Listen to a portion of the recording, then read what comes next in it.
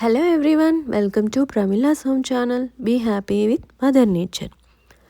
మన పూర్వీకులు పాటించి చేసిన అప్పట్లో అసలు సిసలైన నువ్వుల లడ్డు విధానం మీలో ఎంతమందికి తెలుసు?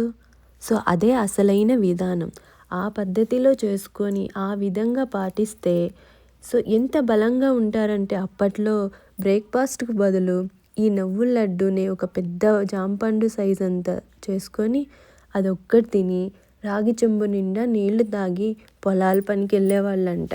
మరి అలాంటి బలాన్నిచ్చే నువ్వుల లడ్డు విధానంలో చేసుకుంటే ఎముకలు గట్టిపడతాయి, అలాగే ఐరన్ డెఫిషియన్సీ కూడా తగ్గుతుంది.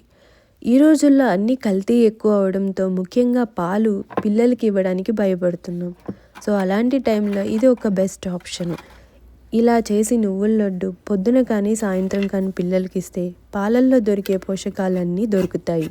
సో అలాంటి హెల్తీ ప్రాసెస్ స్టార్ట్ చేసే ముందు కొత్తగా ఎవరైనా ఈ ఛానల్ చూస్తుంటే please subscribe to this channel. And already చేసిన వాళ్ళకి థ్యాంక్ యూ. అండ్ మీ సపోర్ట్ని ఇలాగే కంటిన్యూ చేయండి. ముందుగా నువ్వుల్ని 2 కప్పులు తీసుకొని ఆ నువ్వుల్ని శుభ్రం చేసుకోవాలి. ఎటువంటి రాయి కానీ ఏమీ లేకుండా డర్ట్. అలాగే మన పెద్దవాళ్ళు చేసే పద్ధతిలో నువ్వుల్ని వేయించరు. సో వేయించకుండా జస్ట్ అట్లా ఏదైనా పురుగు అట్లా పోవడానికి ఒక 10 మినిట్స్ ఎండలో పెట్టి తీసుకొస్తారు. ఎందుకు వేయించరు అంటే ఎక్కువ టెంపరేచర్కి హీట్ అయితే అందులో ఉన్న ఆయిల్ అంతా ఎక్సెసివ్ హీట్కి సో న్యూట్రియంట్స్ వాల్యూ చేంజ్ అవుతుంది. అందుకనే మన వాళ్ళు చాలా ముందు ఆలోచనతో అవి ఎక్కువ ఇట్లా వేయించకుండా ప్లాన్ చేశారు. బట్ మాకు ఇక్కడ ఎండలో పెట్టే అవకాశం లేదు కాబట్టి సో నేనేం చేశానంటే పెనం వెలిగించి జస్ట్ లైట్గా అది హీట్ అయినాక స్టవ్ ఆఫ్ చేసేసి దాని మీద కొంచెం ఒక హాఫ్ సెకండ్ కాదు, 1/2 మినిట్ కూడా ఉంచలేదు. నువ్వుల్ని చూస్తేనే మీకు అర్థమవుతుంది. సో ఇప్పుడు నువ్వుల్ని గ్రైండ్ చేసుకోవాలి.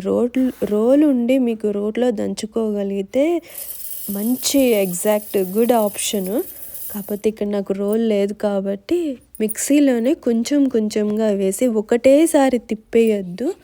సో స్లోగా కొంచెంగా అది ఎట్లా అంటే నువ్వుల పొడి హీట్కి జనరేట్ అవ్వద్దు.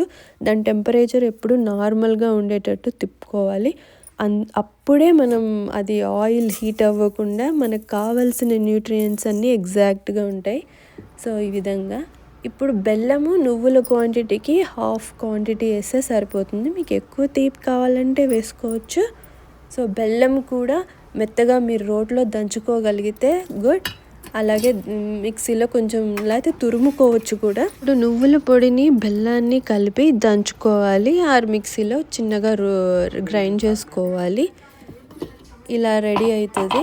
సో ఇలా అయిన దాన్ని ఒక పెద్ద బౌల్లో తీసుకొని దాంట్లో ఏదన్నా బెల్లం ముక్కలు మెదగనవి మెత్తగా అవన్నవి చెక్ చేసుకొని అవి ఇలా మనం చేత్తో ప్రెస్ చేస్తే మెత్తగా అయిపోతుంది. లేదంటే మీకు ఇట్లా దంచేది రోల్ లాగా ఏమైనా ఉంటే దాంతో దంచుకోవచ్చు. నెక్స్ట్ ఐటము ఎండు కొబ్బర. ఇది వచ్చి బళ్ళారి కొబ్బర అంటారు. ఎట్లా అంటే క్వాలిటీ అది కట్ చేస్తే మీరు ఇలా ఆయిల్ ఫీల్ అవ్వచ్చు, ఆయిల్ తెలుస్తుంది మనకి. సో అంత క్వాలిటీ ఉన్న కొబ్బరి అయితే ఈ రెసిపీకి కరెక్ట్ న్యూట్రియంట్స్కి. సో ఆ కొబ్బరిని తురిమి పెట్టుకోవాలి. నెక్స్ట్ బియ్యపిండి, 1 టేబుల్ స్పూన్ బియ్యపిండి కూడా వేయాలి. ఇది వేస్తే ఏంటంటే నువ్వుల్లో ఉన్న అతి వేడి, బెల్లంలో ఉన్న ఇది వేడి, సో అన్నిటినీ బ్యాలెన్స్ చేస్తుంది. వాతము, పిత్తము, కఫము ఇలా దోషాలని మూడింటిని బ్యాలెన్స్ చేస్తుంది మన బాడీలో. సో ఇలా అంతా బియ్యపిండి వేసినాక బాగా మిక్స్ చేసుకొని అలాగే తురిమి పెట్టుకున్న ఎండు కొబ్బరిని కూడా వేసి కలుపుకోవాలి. సో ఇలా కలుపుతుంటే కొంచెం ఆయిల్ రిలీజ్ అవుతుంది. సో అప్పుడు మనం లడ్డు కట్టడానికి ఈజీ అవుతుంది. సో ఇలా ఫస్ట్ బాగా మనకి వెంటనే ఏమి అది నిలబడదు, లడ్డు ఫాము జారిపోతూ ఉంటుంది. సో అలా ఎక్కువ సార్లు ప్రెస్ చేస్తూ ఉంటే లడ్డు షేప్కి వస్తుంది. సో ఇలా చేసి పెట్టుకోవాలి.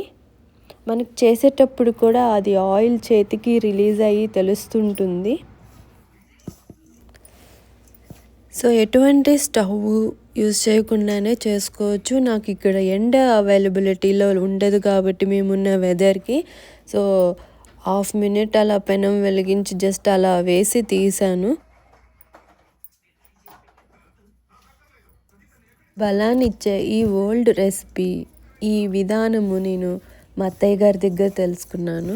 సో, మీరు కూడా ఇలా ఒకటేసారి కాకపోయినా కొంచెం కొంచెంగా చేసుకొని, స్టోర్ చేసి పెట్టుకొని రోజు తీసుకుంటే ముఖ్యంగా ఈ వింటర్‌లో చాలా మనకి ఉపయోగపడుతుంది.